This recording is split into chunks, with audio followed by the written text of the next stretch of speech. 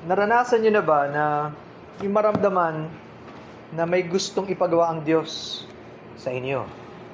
Have you ever felt that God wants to use you for a specific task?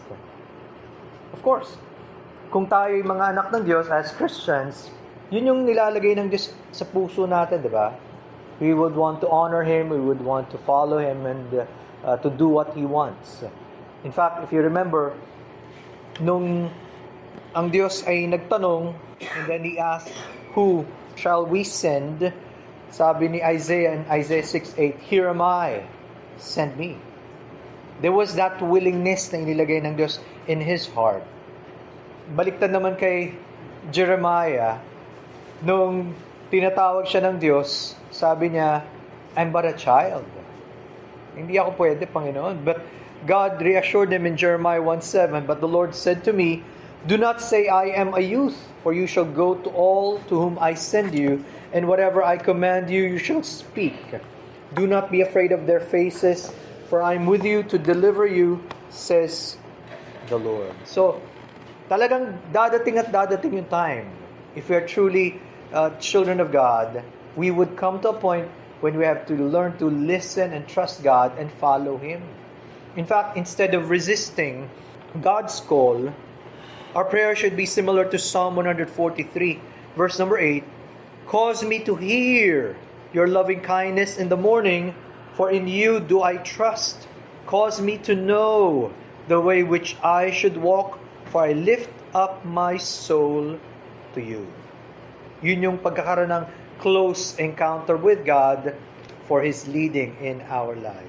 But ang pinaka-main passage natin for this particular afternoon is found in 1 Kings chapter 13. And dito sa 1 Kings chapter 13, makikita natin how God used a particular man to proclaim His message to the king, the wicked king of Israel at this time, King Jeroboam. So I'll just be reading the first 4 verses, 1 Kings chapter 13, verses 1 to 4. "And behold, a man of God went from Judah to Bethel by the word of the Lord, and Jeroboam stood by the altar to burn incense. Then he cried out against the altar by the word of the Lord and said, O altar, altar, thus says the Lord, behold, a child, Josiah by name, shall be born to the house of David, and on you he shall sacrifice the priests of the high places who burn incense on you, and men's bones shall be burned on you. And he gave a sign the same day, saying, This is the sign which the Lord has spoken. Surely the altar shall split apart, and the ashes on it shall be poured out." Ang pinaka-title ng message natin is The Rise and Fall of a Man of God. Ang pagtataas at pagbagsak ng isang lalaki ng Diyos. Of course, you can expand this in application, not only referring to a man of God, pero to even a woman of God like you. Pero dahil ito ang ginamit sa ating text, yun na rin ang gagamitin nating term for our study. But let's commit this time to the Lord. Almighty Father, we need you to teach us, to guide us, to illuminate our hearts and minds through the working of your Holy Spirit. We need you, O Lord, every step of the way. Alam namin, Panginoon, na kayo po ang gumagabay sa amin sa bawat decision na aming gagawin. And so we offer ourselves to you, Lord. Salamat sa masarap na panahon ng pananalangin. And we pray, O Lord, that you will guide us as we ponder upon your words and help us to learn the truths that you want us to see from this. Thank you so much. We commit all of these things. Be thou exalted. In the name of the Lord Jesus, this we pray. Amen. Notice yung opening statement ng 1 Kings chapter 13. As God would use a prophet to proclaim His word to a wicked king. And very interesting, sapagat you would not find the name of this person being mentioned. It was enough that he was referred to as a man of God. At kapag iniisip natin yung title, a man of God, it actually is an honorable title. May karangalan. Bakit? It describes a person's identity in relation to God. He was not a man of the world. He was a man of God. Nung iniisip ko to, I suppose, probably this man was unnamed to remind us that if we are true servants of God, we should not seek our own fame, but we need to simply listen and obey God. Diba? Ano rin to a reminder sa atin, you don't have to be famous, diba? Or in a very high status to be used of God. Pero even the simplest Christian can be used of Him. Yun lang ang nirefer sa kanya, a man of God. And this title is a combination of the ordinary and extraordinary.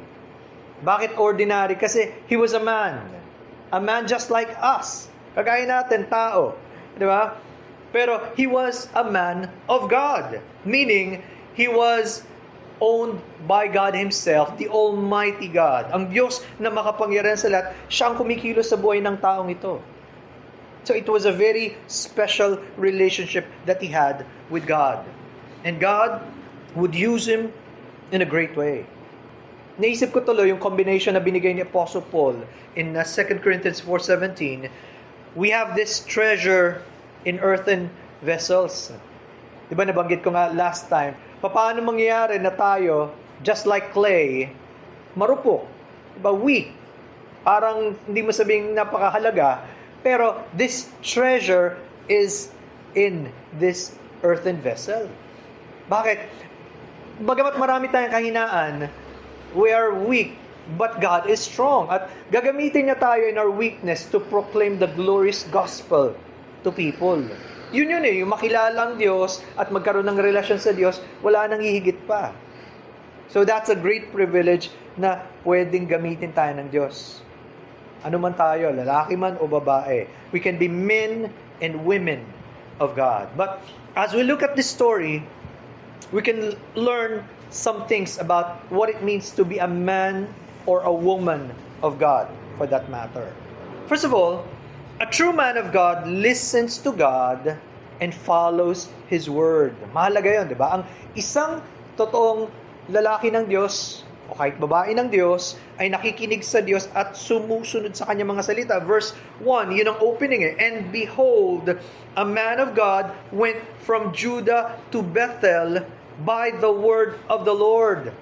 That means he would not even be there in that place if it was not for God speaking to him and telling him to go. Ang sad commentary nga dito, sa lugar na yun, there was no other prophet.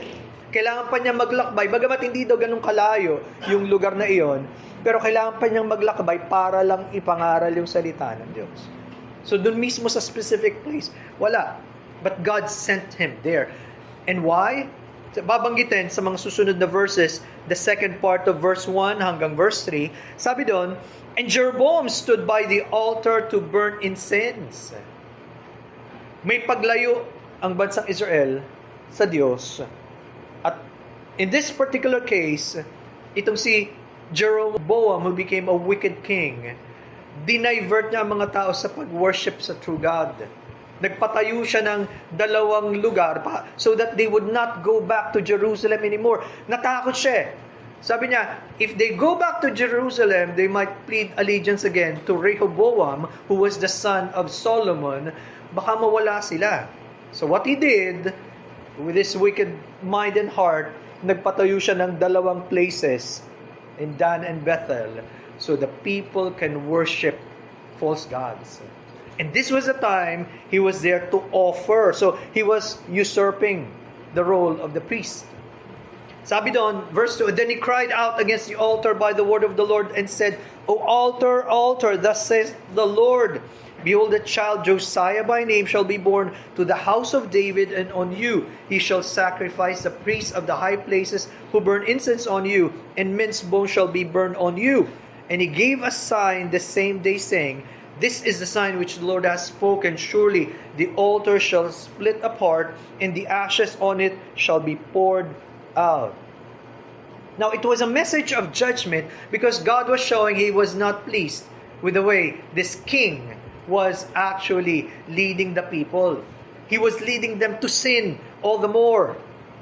So that shows He was not even concerned about God and His Word and His laws. Wala siyang pakialam sa Diyos. He doesn't want to please God. He just wants to do what He wants. At doon nagalit ang Diyos. And God raised up this man to prophesy. This was a message of judgment and hope. Why? Actually, several centuries later, about 350 years later, bago pa matupad, pero ipinangako, you would notice that a child will be born by the name of Josiah, and he would be from the house of David. At siya yung magpaparusa sa mga false priests who will be there during his time. So, sinasabi na ng Diyos, pero dahil nga matagal pa magaganap, pero hindi naman alam ito ni Jeroboam, so, nagbigay ng prophecy that the altar there at that time would split apart, and it happened. Para ipakita ng Diyos, He was truly serious. Pero yun, kailangan maintindihan natin ang totoong lingkod ng Diyos, a true man or woman of God would listen to God and follow His word. Secondly, a true man of God is willing to proclaim God's message no matter what the cost. Dahil nga may narinig na siyang mensahe, handa siya ngayong i-declare or i-proclaim yung mensahe ng Diyos na hindi pinapababaw yung message. He would want to declare it exactly as God wants. Not everyone will be able to do that. Sipin nyo naman, sinong gagawa nun so that you will be able to talk to the king like that? Harap-harapan, di ba? And proclaim a message of judgment. Many people will be afraid for their lives. Pero ginawa ito ng lalaking ito. Remember how John the Baptist confronted Herod during his time? At sinabi niya about his sin of adultery. That's found in Mark 6:18. Later on, John the Baptist would be, of course, put into prison and then he would be killed. But he was willing to stand up for what is right, and he was willing to proclaim the message of God no matter what the cost. Now, kaya nga ang paalala ni Apostle Paul, when we come to know the Word of God and we begin to share it to people, share it as God's Word, not as our word. Wala naman kasi tayong karapatan to change the Word of God. Diba? Ang sabi ni Apostle Paul as a reminder in 2 Corinthians 2:17, "For we are not as so many peddling the Word of God, but as of sincerity, but as from God, we speak in the sight of God in Christ." Na-amaze ako doon sa term peddling. It means adulterating for gain. Hindi daw pinapangalakal yung salita ng Diyos para sa sariling kapakanan. Maraming tao, papalabnawin o babaguin just to be able to please others. No. Sabi ni Apostle Paul, wag. At wag tayong matagpuan for any selfish reason na willing tayong baguhin yung salita ng Diyos para lang sa iba o para sa atin. No. Let us become true servants of God and His people. Di ba kaya ang paalala ni Apostle Paul to Timothy, 2 Timothy 4:2, preach the word, be instant in season, out of season, reprove, rebuke, exhort with all long-suffering and doctrine. We must be willing to preach and to teach God's word. Ibig sabihin, first of all, alam natin to. We should know it. We must, first of all, listen to God in order to tell others. We are not to preach about ourselves or what we think, but more so the Word of God. And especially if God is giving us an opportunity to do that. Iba-ibang pagkakataon pwede tayong bigyan ng Diyos. Okay? But we must be willing to be able to do that. So, sabi natin, a true man of God listens to God and follows His Word. And then a true man of God is willing to proclaim God's message no matter what the cost. And thirdly, a true man of God will declare a true message, one that is from God Himself. Of course, kung naniniwala tayo na ang Biblia ay salita ng Diyos, of course, we are declaring the truth of God. Wala nang iba tayong pwedeng pagkuha ng katotohanan kundi yung salita ng Diyos. John 17:17. Thy word is truth. Now, kung mapapasin niyo yung nature ng prophecy, very detailed. Bira nga daw magbigay ng ganong kadetalye. Pwedeng may prophecy na general, pero ito napaka-detailed. The very name of the child was given, tapos sinabi ano ang kanyang gagawin. Coming from the line or house of David, what he would do para itama. So, King Josiah would be one of the great reformers of his time. Sabi nga, one of the good kings of Judah, second only to David probably. There was none like him because all of the other kings would fall away and depart from God. Pero sa Josiah, nandiga siya. Pero ang fulfillment nun, again, after about 350 years, that's found in 2 Kings 23. And that's exactly what he did. Now, who alone can predict something like that? Ano naman natin, di ba? If it happened in great detail, sino lang pwede makapagsabi? But God Himself. At yun ang nature ng Diyos because of His omniscience, because He already knows all things from beginning to end.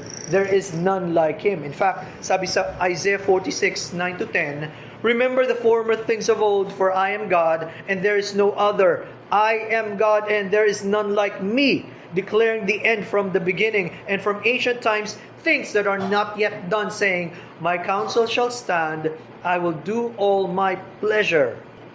That's what sets God apart from all other false gods. He already knows what will happen. And that's also the reason why we believe the Bible is God's Word. Sa dami ng mga prophecies in the Bible, and they have been fulfilled in great detail, exact. How can it not be God's Word? And of course, there are also other prophecies that will still be fulfilled. Diba? Kaya may warning sa Deuteronomy 18:20. So how do you know if the prophet is from God or not? Ang paalala from Deuteronomy 18:22, when a prophet speaks in the name of the Lord, if the thing does not happen or come to pass, that is a thing which the Lord has not spoken. The prophet has spoken it presumptuously. You shall not be afraid of him. At bago pa yon, in verse 20, sinasabi, he must die. Kailangan patayin. Makikita natin ang gravity ng ganong pag-handle ng salita ng Diyos. Kaya nga, for us, dapat, we must come to know God and His Word accurately. Magpahayag siya sa atin at matutunan natin, not just human wisdom, but the wisdom that comes from God. As the Holy Spirit teaches us through His Word. Yun ang masarap matutunan at malaman. Diba? Yun ang sabi ni Paul in 1 Corinthians 2:4 and 5. Hindi siya lumapit at nangaral, dala-dala ang karunungan ng tao, kundi yung galing sa Diyos. Again, we should be faithful to God and His Word. And fourthly, a true man of God is willing to resist all temptations in order to follow God fully. Kailangan daw kung ikaw ay totoong lingkod ng Diyos, maraming tuksong darating, but you must be willing to resist that by the power of God in order to follow God. Di ba tayo? For example, kahit nga lang in a simple decision if you want to do something for God, maraming bagay that would detract you from that. Pwedeng maraming mga tao or events that would bring you farther from that. Pero dapat matutunan natin to distinguish ano ba yung gusto ng Diyos at ayaw ng Diyos. And you would find that in 1 Kings 13:7-10. Now, pagkatapos mangaral nitong man of God, nagalit itong si Jeroboam, of course, at tinuro niya yung lalaki ng Diyos at sinabi niya, arrest him. Arrest him. Pero dahil nga ito ay mensahe galing sa Diyos at ito ay ginagamit ng Diyos, nagkaroon siya ng paralysis. At para bang na-wither yung kanyang kamay, hindi niya ma-recover.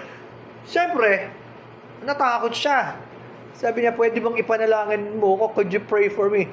Bigla ko tuloy naisip kahit yung mga masasamang mga tao, when it comes to the time na may kailangan sila, pwede silang lumapit sa Diyos. But only because of the need. Diba? Ginagawa rin niya kahit ng mga masasamang mga tao. Even wicked people can actually ask for prayer. Yun ang ginawa ni Jeroboam. And the man of God prayed for him at nabalik. So he was amazed. Pero ito na. As a sign of gratitude, aalokin niya tong man of God. Sabi niya in 1 Kings 13:7, then the king said to the man of God, come home with me and refresh yourself, and I will give you a reward. Napaka-simple naman, di ba? Wala naman masyadong malaking bagay yon. Halika, sama ka sa akin, mag-refresh ka lang. Okay naman yan. Ako na bahala sa'yo. Nagantipala ka. Pero sabi dun sa verse 8, but the man of God said to the king, if you were to give me half your house, I would not go in with you, nor would I eat bread nor drink water in this place. For so it was commanded me by the word of the Lord, saying, you shall not eat bread nor drink water, nor return by the same way you came. So he went another way and did not return by the way he came to Bethel. Makita mo yung paninindigan ng lalaki. The man of God had this conviction. He resisted the temptation even to refresh himself or take a reward or to eat. Why? Because that was God's command for him not to do. He was firm. Kaya nga, maganda yung statement niya. Kahit kalahati pa ng bahay mo, imagine how rich this king probably was. Even half of your house doesn't mean anything to me. So at this particular time, he was very firm and resolved. He wanted to do what God wanted. Di ba nakakatawa when a servant of God continues on to serve God faithfully? Yun mismo yung message ni Paul while he was saying his farewell message to the elders at Ephesus. Sabi niya, Acts 20:18-17. Wala siyang nilamangan. He preached all of the counsel of God faithfully. Ginawa niya yun for God and for His people. Kaya napakasarap, di ba? Kung masasabi natin 2 Timothy 4:7, I have fought the good fight, I have finished the race, I have kept the faith. Hindi kasi lahat natatapos yung race. Pero sana panalangin natin, Lord, tulungan niyo po kami. Nagsimula na tayo, nagpapatuloy na tayo, hanggang sa kunin tayo ng Diyos, we would be true and faithful. But the last principle we can see, the fifth one, a true man of God with all his blessings and privileges is still a man with weaknesses. Kahit kaano karami ang pribileyo niya dahil tinawag siya ng Diyos, he was proclaiming the word of the Lord, he had God's protection, pero tao pa rin siya. He was still a man. Flawed. Maraming kahinaan. At yun ang kailangan nating tandaan. We are not supermen. Only God is the one who is invincible. Diba? Nasa Kanya lahat ng power. Pero ang isang lingkod ng Diyos, meron pa rin tayong weakness. So, there was this great victory. He proclaimed the message. Siguro na-stun yung king because of that. At sabi nga nila, hindi alam ni Jeroboam, he did not know when the prophecy would be fulfilled, the coming of this next king. So probably he was afraid his entire life and he died in fear. Posible yun.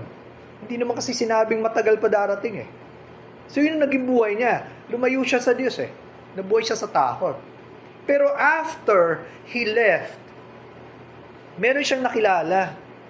An old prophet, sabi sa 1 Kings 13:14-18. Ito yung old prophet, tinanong niya sa mga anak niya, saan pumunta? Where did that prophet, man of God go?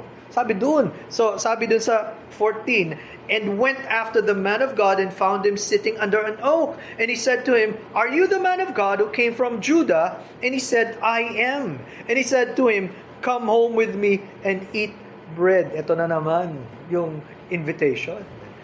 Again, the man of God had a firm resolve. Malinaw sa kanya yung utos eh. In 16, and he said, I cannot return with you, nor go in with you, neither can I eat bread, nor drink water with you in this place. For I have been told by the word of the Lord, you shall not eat bread, nor drink water there, nor return by going the way you came. So, the instruction of God was very clear. And usually, if the principles of the Word of God are very clear, we have no problem. Diba? Kasi nga, sigurado naman yan eh. Diba? Huwag kang magnanakaw, huwag kang papatay, huwag kang magsisinungaling. Malinaw yun eh. How about the gray areas? Tapos lalo pa, kapag ka hindi masyadong specific na. Sometimes yun tayo nagkaka-problem. Sabi sa verse 18, ito ngayon ang naging problem. He said to him, ito yung old prophet, I too am a prophet as you are, and an angel spoke to me by the word of the Lord, saying, bring him back with you to your house, that he may eat bread and drink water. Notice, sa Bible na binabasa ko, naka-parenthesis eh. He was lying to him. Nagsisinungaling siya. Now, pwede daw, it's possible, nung nakita nung old prophet, sabi niya, naawa siya siguro kasi nakaupo doon sa under the tree, pagod na pagod, bawal siyang kumain, bawal uminom. Anong gagawin mo? Napapagod eh. Naawa siya. Kaya siya nag-offer ng refreshment. Ang problema ganito, for this old prophet to lie and say that God spoke to him, yun ang terrible sin na ginawa niya. Nagdagdag siya ng hindi nararapat. Kahit pa naawa siya. Sabi nga ni Matthew Poole, but his sin was great, for he did not only tell a premeditated lie, but also made God a liar and to contradict himself, and all this without any pretense of necessity or benefit to himself. O nga no? Ano bang mapapakinabangan ng old prophet kung i-entice niya tong lalaki na sumama sa kanya at labagin yung salita ng Diyos? Wala namang pakinabang sa kanya eh. Or is it possible, although he was an old prophet, hindi kasi siya ginamit ng Diyos at this time, he was not the one God used at this particular time, pero posible kaya that there was a lying spirit that even came from Satan? Pwedeng nakapanaginip talaga siya at yun ang totoong belief niya. We don't know. Maybe, maybe not. We won't know for sure. Pero for any reason, mali yung kanyang ginawa. In fact, kung makikita niyong story na to, umiyak tong prophet na to after everything that happened. Ano naging reaction ng man of God? Sabi sa 19, so he went back with him and ate bread in his house and drank water. Nakalungkot ano? After his firm resolution, it only took that old prophet to convince him. And then, ginawa niya yung sabing, huwag mong gagawin. Na para lang ma-analyze natin, ano ba mga possible reasons? Bakit bigla siyang sumama? In-analyze yung David Guzik at sabi niya, possible daw itong prophet from Bethel. So, ibig sabihin, may natira pang prophet doon. Hindi lahat sila lumayo sa Diyos. Pero itong old prophet na to probably was older than this man of God. Kaya dahil older siya, mas may respeto siya doon. That's one. Di ba? Culture din natin, you respect the elder. Pangalawa, he was able to identify with the man of God. Sabi niya, I too am a prophet as you are. Pareho naman tayo eh, kagaya mo ko eh. So, nagkaroon ng connection. Pangatlo, pwede daw itong prophet from Bethel. Nagkaroon kasi siya ng, sabi niya from his words, he had a spectacular experience. An angel spoke to me. Eh di kakaiba na yun. Kung galing lang sa kanya, baka hindi paniwalaan. And then, he also claimed to speak for the Lord. Kasi sabi niya, by the word of the Lord, ginamit niya yung salita ng Diyos at ang pangalan ng Diyos. At marahil daw, itong old prophet na to, he was not like the idolaters of the land. Walang indication na kasama siya doon. So isa siya sa mga nanatiling faithful sa Diyos. So because of that, pwede naman kaming magkasama. Okay? Bring him back to your house. Sabi niya. So hindi siya sumamba sa mga Diyos-Diyosan. And then, notice, wala siyang in-offer na reward. Just like Jeroboam. Walang reward na kakabit. Kumain ka lang. Uminom ka lang. Napakasimple, di ba? Just eat and drink. Pero as simple as that offer was, it was still wrong. Bakit? Minsan, kung di tayo mahuhuli dun sa mga big sins, maybe in the small sin. Diba? Hindi naman halatang halata, pwede na ito siguro. Pagbibigyan ko na. Yun na naging problema. At naisip ko tuloy, hindi lahat nag-claim to be God's prophet or spokesperson or spokesman ay totoo.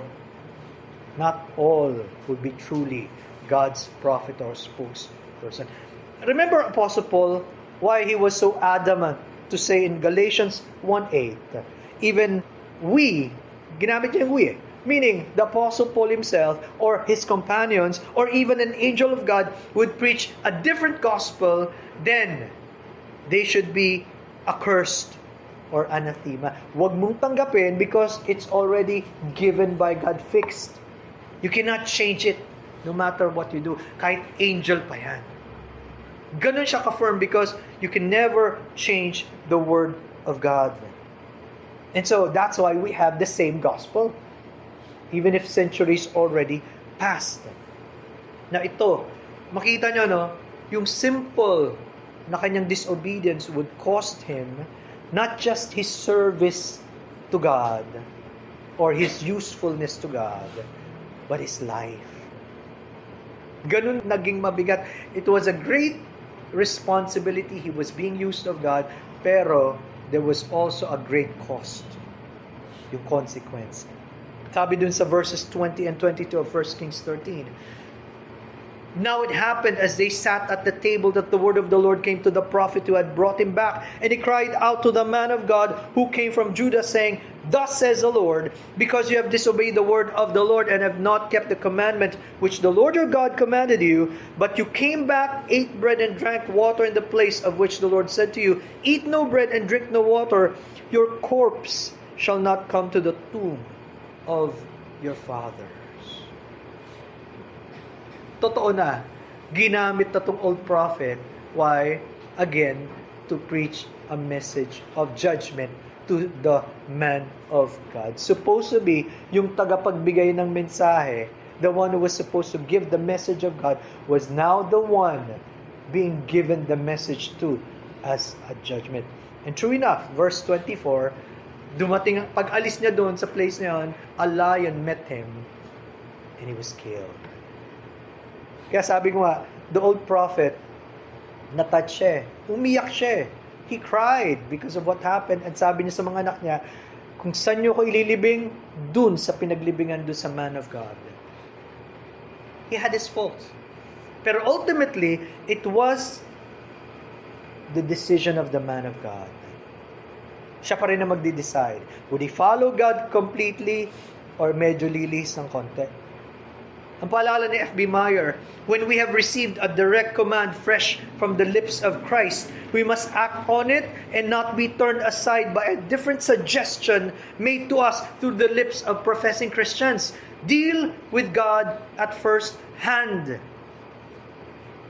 Naintindihan niyo, bakit mahalaga tayo mismo, we have a time to listen to God and His Word, and the Holy Spirit would minister to us. Bakit? Personal magdilang Diyos eh. As much as we are enjoying other people bringing to us the Word of God, pero there's nothing like God Himself speaking to us. At pag nasanay tayo, we would learn to listen to God Himself. Sometimes even Christians do not know exactly what God wants. Dapat alam natin yun. Pwedeng good intention, pero pwede rin tayong malihis. That is a reminder. So, remember, God will never contradict Himself. At yun ang dapat nalaman ng man of God. He already experienced listening to God. Dapat alam rin niya, only God Himself can change that message, not someone else. So tayo, that's where the true fellowship and blessings will come, when we learn to hear from God and then follow Him. Remember, as I end in Revelation 1:3, blessed is he who reads and those who hear the words of this prophecy and keep those things which are written in it, for the time is near. Masarap, mga kapatid, to read God's Word, to listen to God. No matter if it's in preaching or personally, kinakausap tayo ng Diyos, and to actually do yung sinabi ng salita. Nawa i-develop sa atin ng Diyos. And we will desire, Lord, use me to be that man of God, to be that woman of God who would honor you and do what you want. Kailangan natin yan in our world today. May God be pleased to bless His word. Let us pray. Blessed be your name, O Lord God, for such a reminder as this. Sapagkat totoo, Panginoon, we stand before you and we must desire to continually honor you in all things. Teach us your word and your will for us. Help us, O Lord, to walk in this dark world as shining lights so that they may see your glory and people would give praise to you, O Lord God. Help us to proclaim the message of the gospel to the people who are lost. Help us to be a blessing even to our brethren, to help them, especially in knowing your will and also guiding them to grow in the grace and knowledge of the Lord Jesus Christ. Bless us as we depart from this place, for in the Lord Jesus' name we pray.